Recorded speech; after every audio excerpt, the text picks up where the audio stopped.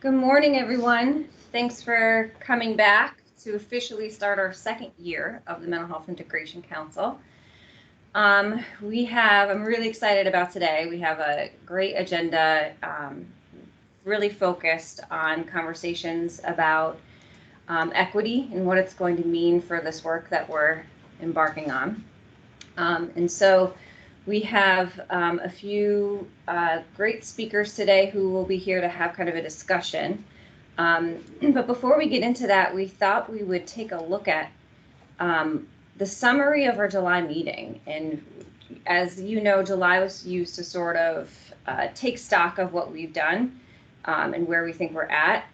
And our team took a stab at collating all the information that we talked about and putting it into some images and summaries that we want to literally test with the group. So when I say that, I want to make sure that folks are seeing this as draft language and, a placeholder for, really what your vision is, particularly for your work groups and for the work that we're doing here. And so I thought to get us started, I would share some of the images that we've put together. And then Dr. Levine, what I'm thinking on this first image is I might see if you could kind of walk us through the principles first that were pulled out of our conversations in July, and then I'll talk about the work group focus. Does that sound okay to you? Sure. All right, I'm going to attempt to share my screen here.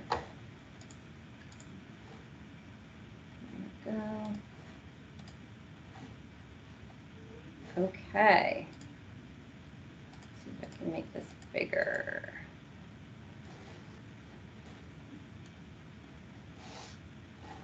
All right, so this document is our draft Mental Health Integration Council 2022 to 23 vision. And so the goal is to illustrate kind of the guiding principles as well as some of the things we're gelling around as a larger group. And then specifics about what our work groups are focused on.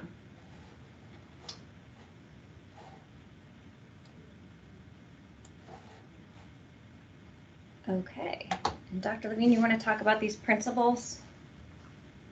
Yes, good morning, everybody. The principles are smack in the middle of the work group grid, I'll call it. And they are sort of the unifying theme arrived at by a consensus process through this entire council. Starting out with the fact that it's not meant to be a disease-focused set of principles, but more a wellness-focused one. And in thinking about wellness, that includes social contributors to health, and the theme of today's session, which is equity. So we'll be saying a little more about that soon. Second principle is to not use some of the traditional patient-centeredness kind of language that has characterized a lot of discussion in healthcare, but really patient-driven and the element of patient choice. And some of that has to do with meeting people where they are, which is a public health kind of moniker. Others have to do with really some of the elements that we've factored in many of the sessions, which include an approach across the lifespan, a peer support component,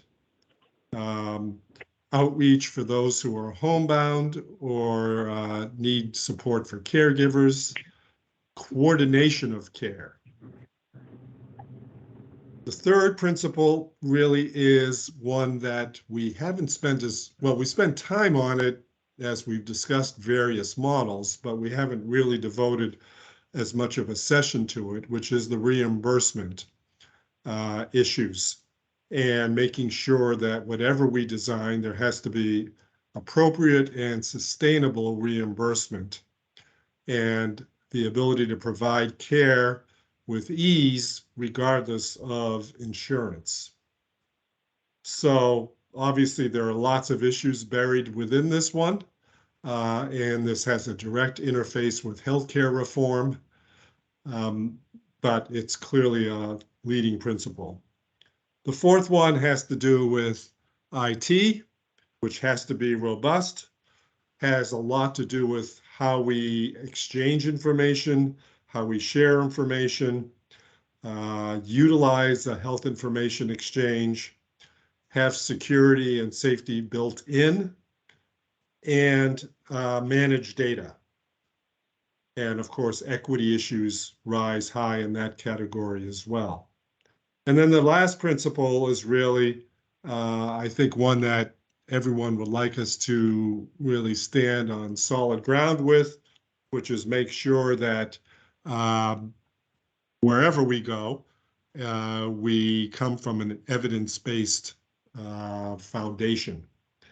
And though we can look at emerging practices and even design them, they should be based on some rubric of evidence basis that would allow us to achieve quality and still be innovative and still incorporate all of the equity that we've been talking about today. So that's sort of a 2-minute snapshot of a lot of work, just to sort of help Allison with how we're pictorially trying to represent some of the things we've done here. Thank you so much. And yeah, I agree. It's a simplifying a very large body of work, but I think what we've talked a lot about in this group, it's really hard to get in the weeds, especially with this big of a conversation. And so we're really trying to make sure that we're grounded in some of these principles and we can come back to them and make sure that everything we're doing fits back. And so we're very interested in feedback around, does this tie for folks? Is it helpful to have some of these principles as a core, foundation for the work? And then the more in the weeds conversations are happening in the work groups. And so, as you know, we focused on 4 work groups in the first year: the primary care work group, pediatrics, funding and alignment, and workforce development. Before I review these, I want to make sure that folks understand that there may be things written in here, and when you read it and you're in the work group, you think that doesn't really represent exactly what we're working on. Everyone is so busy that I think our goal is to make sure that we use this time to really refine, and you're going to have a chance to connect with your group today. And so I really do want to encourage folks, if you need to tweak this language or really want to say this doesn't represent what we're working on, this is the time. So don't think that that's too late. And we really are hoping that you spend some time today looking at this language. And so what we've gathered from the primary care work group in terms of a body of work that they're embarking on over the next year, it's to identify one willing medical practice, to define and implement the role of peers in primary care as a single point of entry that's more non-medical, equity-based, and wellness-focused, and then it includes referral to services as needed. You'll see a theme of peers across the work groups, which we think is a good thing. We've put it in our Vision 2030 to say we're going to do more work. From my perspective, the best way to do that is insert the peer concept in every single thing that we're doing. There may be places where it's better suited as a starting point, but right now it's being written in as a piece of the work at every layer. And so for our pediatrics work group, currently the draft language says that there's some draft recommendations for a single entry to ensure there's good supports for kids, youth, and families. So really talking about good access. And then they are looking at possibly testing about this, focused on pediatrics. Our funding and alignment group, their identified goals are to identify billing codes that support peers and a wellness focus, which that alone is not easy. The medical model is really built for codes that are focused on a problem. So having a wellness focus and being able to bill for that is a big task. And then establishing a process for using those codes, really systematically across departments and divisions. And then looking at performance measures that ensure equity in addition to other performance concerns. So I know that's been a big topic, right? How do we make sure that one organization's performance measures don't incentivize issues for the person at another organization? So for example, you think of helping people stay in the community. Are we able to make sure that the incentive for inpatient in hospitals is the same for community in order to be able to hold somebody well in their community and keep them from unnecessarily needing a higher level of care? And lastly, the workforce that I'm involved in is the Workforce Development Group. And so our work we see spanning all of these other work groups, right? Because we're talking about the human beings who are going to do this work and what do they need to do it. So really focusing on developing training and implementation of a co-occurring workforce in Vermont. How do we utilize peers, particularly in primary care as our first focus, both as a single point of entry that's non-medical, wellness focused, and equity based. So that's where we're at right now in a summary of these work groups, and you'll get a chance to provide some feedback to these in your breakouts a little bit later. I'm going to pause for a second in case there are any questions before we move on to the second page of this document. Okay. Allison, Anne has her hand raised. Oh, sorry, Anne, I can't see you. Go ahead.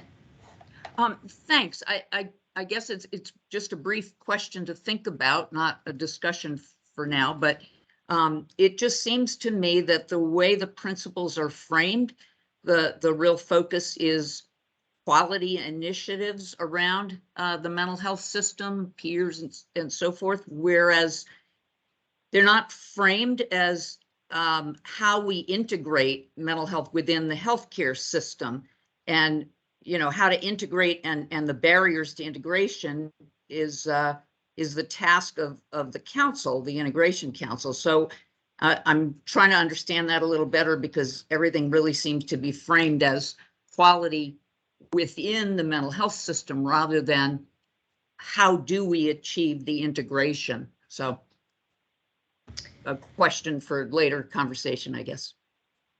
No, I think that's a really interesting point. And maybe you're right. Maybe there's some sort of psychology about nibbling around the edges here, as opposed to getting to the heart. I do think the way I see it, and I don't know if this will make sense to anybody else who isn't a mental health clinician at heart, is there's something called solution-focused therapy.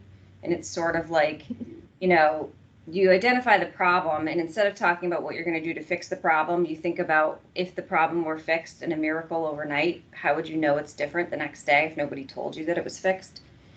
And so I think about that when I think about this work of, well, we would have providers who are trained to do co-occurring care. That would be normal to be able to go into your primary care office and not have a separate person have to assess you, not as a whole human being, but in parts. And so that's my glass half full on that, sort of like we've thought about, okay, what would we need to be in that world? But I do see your point. There's some, and I'm wondering maybe at some point throughout this process, you could help name some of those barriers that seem to be swept under the rug here, maybe, or not, that we're not facing. Sure, that's what I meant. Yeah, it's obviously a continuing discussion. I don't really see barriers to integration being focused on it all in this. The theme of peer work, for instance, is a high priority as a quality factor for the mental health system, but it doesn't really connect strongly for me as how do we integrate with the healthcare system, which is sort of a whole different focus. Barriers and integration, that's supposed to be our fundamental task. So yeah. Okay. No, that's helpful, and I think we should keep that in mind as we go through the rest of this, and we'll see if we can start finding places to name that. Okay, I'm gonna go to this second page, and Dr. Levine, if you're open to reviewing this piece.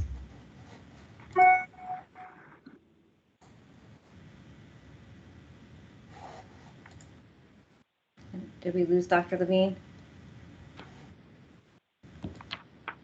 Make sure it's large enough for people to appreciate.